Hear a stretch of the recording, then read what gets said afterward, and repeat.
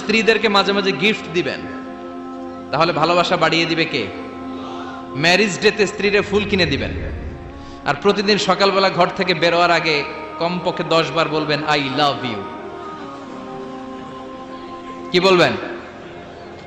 কয় না, দেখছেন? পোলাপাইনরা কইলেও মুরব্বীরা কয় না, আমরা কমু না, আমরা অনেক কইছি আর কমু না।